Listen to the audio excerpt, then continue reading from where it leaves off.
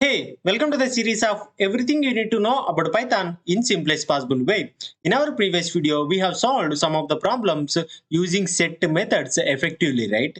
So in this video also, we will be solving these three problems using set concepts and effectively we can solve these problems using set concepts. Let us go ahead and solve the first problem that we have, which is nothing but finding unique elements from the multiple lists. So in our previous video, we have seen how we can find the unique elements in a single list, right? So in this video, we will be seeing, in this problem, we will be seeing how we can find the unique elements from the multiple lists. So let's go ahead and see how we can do that. So let's say I am having list 1, and in this list 1, I am having 1, 2, 3, 4, 5. So we are having 5 elements. So I am taking, let's say, list 2 here. So in this list, I will be considering, let's say, 2, 3, 5, 6, 8 here. So I am having some repeated values in the set 1 and set 2, right? So I will be considering some more elements which are, let's say, duplicate elements. So for that, I am taking 2, 3. So I'm taking 2, 4. So that's it, fine. So we don't have much. We don't need much, right? So I'm taking 4, I'm taking 3, and I'm taking 8 here. So some of the values are repeated in list 1 and some of the values are repeated in list 2 also. I am executing this. This is got executed. So now what we need to do is that in order to find the unique values and the unique values from these two sets, we will be using one of the method that we have regarding sets. So for that, first we need to convert these lists to set, right? So for that reason, I will be taking this particular list method. So when we pass any iterable, in this case we will be using list, right? So when we pass a list to this particular set, we will be getting the unique values, and that is considered as set, right? So for that reason, I am passing set 1 here. So now this is considered as a set and we are having the unique elements in this set, right? So now what I wanted to do is that I am using this particular union. So in our previous videos, we have discussed by using union method, we can combine multiple sets, right? So by multiple sets, and we can get all the elements in multiple sets. So that is the reason I am using this particular union. So now previously we have converted this list 1 to set. Now we need to convert this particular list 2 also to set. So for that reason, in this particular union itself, I am taking this particular list method and I am passing list 2. I am taking set method and I am passing list 2 as a parameter. So this will be resulted, this set method will be resulted a set, and the set will be passed as a parameter for this particular union. So as a result, we will be having set 1 union set 2. So I hope you can able to understand. So if you have some confusion, watch my previous video about union, by which you can able to understand clearly. So now if I execute this, we can able to get all the elements from from list 1 and list 2, and we are removing all the duplicate elements and we are getting all the unique elements from list 1 and list 2. If you want, you can compare. We have 1, 2, 3, 4, and we are having 5, and we are having 2, 4 are repeated, right? So we are getting 1, 2, 3, 4, 5. 2, 4 is not getting. In this case, in the below list, we are having 2, 3 here. So 2, 3 is coming, 5, 6, 5, 6 also there, and we are having 8, 8 is also there, 3 and 8 are repeated, and we have got all the elements, right? So I hope you can able to understand how we can use this particular union method, which is nothing but set method, right? So how we can use this particular set union method in order to get the unique values from the multiple list. So we have taken only two lists, right? So we can take how many number of lists that we wanted, and we can pass all of those lists to this particular union by converting them to sets. So I will take one more list here, which is nothing but list 3. So in this list 3, I will be considering list 2, 4, 6, 8, 10 here. So like this, I am having some elements here. I will be executing this. So now I will convert this particular list 1. I am converting this particular list 1 to set. After that, I am using union method here. So in this union method, I will be passing list 2 and list 3 by converting them as sets. So I am taking set and I am passing list 2 here. So also I wanted to pass list 3, right? So before that I will be taking that in terms of a set. So I am converting list 3 into set, and if I execute this, you can able to see the elements which are present in list 3, which are nothing but 10 here. So 8 we have already got, 2 4 6 8 already we have, those are present in list 1 and list 2 itself. So the only element that we have in list 3, which is 10, right, that we are getting here. So I hope by this example you can clearly understand how we can find the unique elements from the different lists getting all the elements in the single set itself. So if you wanted to convert this set into list, what you can do, you can use formatting, you can use typecasting, and by mentioning this particular result into this particular list method, you can able to get say, into this particular list method, you can able to get set list itself. So you can see we are getting the result in terms of a list, right? So I hope you can able to understand that. So let us go ahead and see one more problem, which is nothing but unique elements from the nested lists. So previously in this case we have solved unique elements from multiple lists, right? So now we need to solve the unique elements from the nested lists. So let's go ahead and let us go ahead and solve how we can do that. So I'm taking, let's say, list 4 here, and in this list 4 I need to have nested lists, right? So for that reason only I am taking one more list here, and in this list I am taking 1 2 3 2 here. So after that I will take one more list here, because we need to have nested lists, right? So I'm taking 2 3 4 5 here. So I also take 3 2 here. So after that, I will be considering one more list. In this list, I will consider 3, 6, 9, and let's say 12 here. So I am having a list, and in that list I am having the elements in terms of a list itself. So this is considered as a nested list, right? So now what I wanted to do is that I wanted to find the unique elements in all these lists, and we need to get combine all of these elements.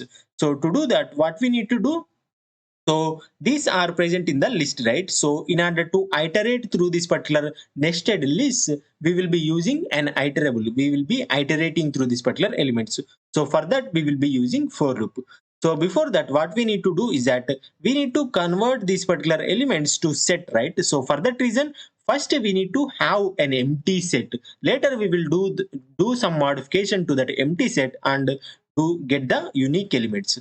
So for that reason, I am taking, let's say, set to 4 here also. In this set 4, I want an empty set. So this particular set method is considered as empty set, right? So for that reason only, I am mentioning that. So now, in order to iterate through this particular nested list, I will be using a for loop. So for list, I will mention, let's say, nested list here. So for nested list in list 4, so this is just a variable that we will be using in order to iterate through this particular list 4 here. So now in this loop, what I will be doing is that, so same concepts that what we have previously, which is nothing but union. So now what I will be doing is that I will take this particular set to 4, to this particular set 4 I will be using this particular union. And now in this particular union we need to pass something, right? We need to pass a set. So in order to pass a set, we are having this element. So before doing this, so I will be commenting this, I will print this particular nested, so nested list here. So just to printing in order to make you understand what we have in the nested list. So in this nested list, we are getting all the lists, right? So all the elements from this particular nested list, we are getting in terms of a list. So in order to use this particular union method, what we need to do? We need to convert this particular nested list into set, and we need to pass that, right? So for that reason, I am using this particular set method, and I am passing nested list as a parameter. So after that, this will result a set, and that set will be passed to this particular union method. So at last, if I print set to 4 here, so this is the simple process that we are doing. First, we are taking a nested list. So after that, we are initializing the empty set here. After that, we are iterating through this particular list 4 to get the nested list, right? So after that, we are using this union method in order to union this particular list 4 previously it is empty set. After that, by doing iterations, the set will be updated with this particular union method passing the nested list. So now if I execute this, we are getting empty set here. Why we are getting empty set is because this union method does not update the previous set, right? Because of that reason, we are getting the empty set even after using this particular union. So now by this you can able to understand we cannot use this particular union in the for loop because it won't update the original set.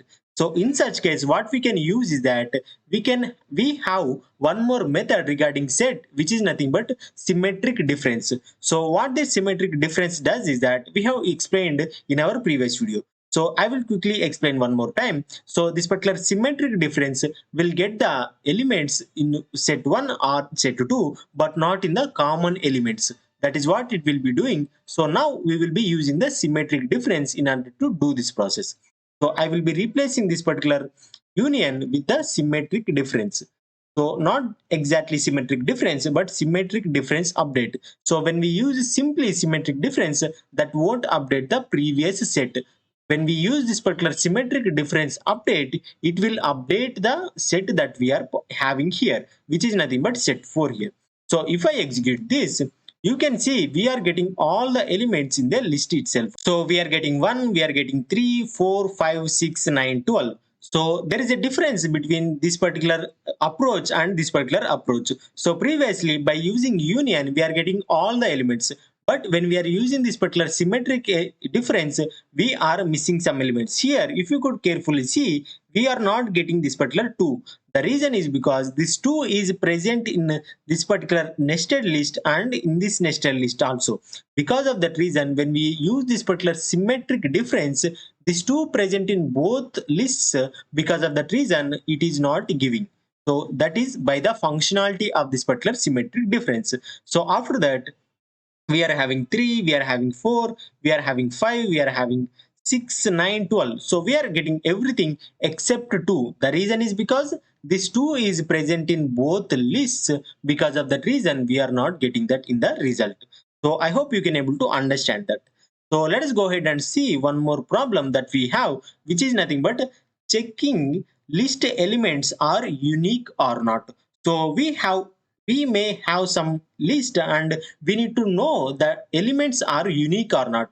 So we don't go to the iterables. We don't need to check manually each element, those are unique or not. But we need to get some kind of a validation that list elements are unique. So let us go ahead and see how we can do that. So let's say I will be considering list 5 here. So in this list 5, I will be considering some elements which may have duplicate elements also. So I am taking 10, 20, 30, 20, 30, 40 here.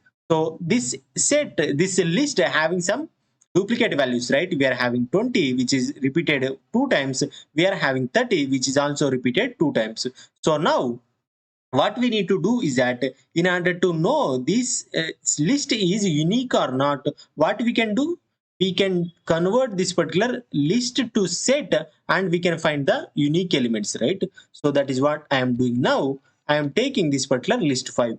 So by simply mentioning this, we will be getting a list, right? So we will be getting a set with the unique elements.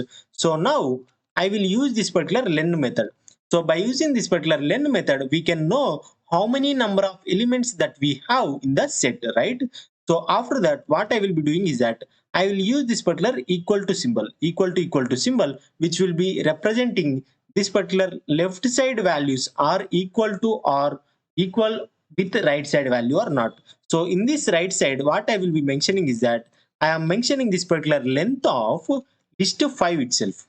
So I am checking length of this particular list 5 by after with by converting the set of this particular length of list 5. If I execute this, we are getting false. So why we are getting false? When we are converting this particular list 5 to set, the duplicate elements, which are nothing but 20 and 30, will be removed. So how many number of elements we can expect here? We can expect 1, 2, 3, 4 itself. So 4, we are getting 4 in this and in the left side, and in the right side we are getting 3, 6. Because of that reason only we are getting false. So I will take one more example so that by that you can able to understand very clearly. So I am taking list 6 here. In this list 6, I am taking 10, 20, 30, 40 here. So all are unique elements, right? So now what I will be doing is that I will check length of set of list 6 here, and I am comparing this with length of list 6 here. So now if I execute this, we are getting true. The reason is because even after converting this particular list 6 to set, the number of elements remains same because we don't have any duplicate elements. Because of that reason, here we will be getting 4 and here also we will be getting 4. So to make you understand more clearly, I will be printing this particular left side value here. I am taking this and I will be mentioning here. After that, I will print this particular right side values also. So I am taking this. So I will be mentioning in print here. If I execute this, we are getting 4 and 4. So even after converting this particular list 6 to set, we are having 4 elements because we don't have any duplicate elements. So after that, when we are checking directly list 6 length, we are getting 4. So we can do similar process in here also. So I will be taking this particular same print statements. So instead of list 6, I will be considering list 5 here. So here also list 5, right? So if I execute this, so when we are converting this particular list 5 to set, we are having only 4 elements because this 30 and 20 will be removed because those are already present. So when we are directly checking list 5 length, we are getting 6. Because of that reason, as a result, we are getting false. Why we are getting false? These elements in the list are not unique. And why we are getting true here? Because the list elements are unique. So here it is not unique, here it is unique. So that's how we can able to know the elements in the list are unique or not by doing this simple process. So I hope you can able to understand the logic how we can solve this particular problem. So I will quickly recap what we have discussed. So we have discussed how we can solve and find the unique elements in the multiple list using union method. So after that, we have discussed how we can solve and find the unique elements in the nested list itself. So here we are using union, here we are using a symmetric difference. So there is a difference between union and symmetric difference. Because we are using symmetric difference, we are not getting some of the elements which are repeated in more lists. In such case, we will be using this particular approach. So here I have explained how we can check the list elements which are unique or not. So by doing simply this equal to operation by using length method. So if you got any confusion here, if you don't want to use this particular method and if you want to get every element which are present in each list, we can use some other approach. So let me explain what that approach is. So I am taking new cell here. So I will take this particular 2 lines here to here. So now first we need to iterate through this particular list, right? So for that reason, I will use this particular for loop also. So I am taking for loop. So we know in this particular nested list, we are having all of these elements, right? So what we need to do is that in order to get all the elements in that set, what we can do is that we can iterate through this particular nested list also. When we iterate through nested list, what we will be getting? We will be getting each element in the nested list, right? So for that reason, for let's say element in nested list here. So for element in listed list, we are getting each element. So if I print element here, so I will be printing element so that you can know what element that we are having. So you can see all the values which are coming, right? 1, 2, 3, 2, 2, 3, 4. So which are exactly present in each nested list here. So now what we can do in order to get these elements in the set is that we can add this element to set.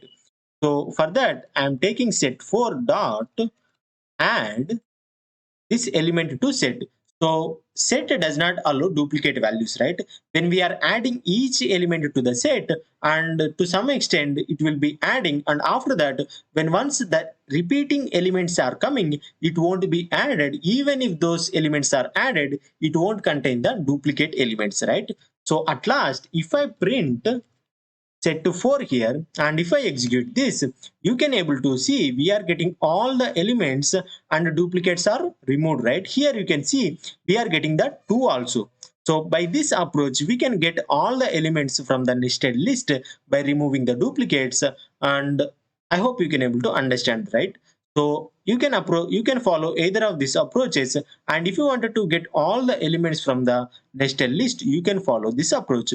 But why I have previously not discussed is because we are using two for loops, right? That becomes some complication, and when we have more elements, it takes more time. So I hope you can able to understand that. So if you found this video interesting, hit the like button and comment whatever you think about this video in the comment section.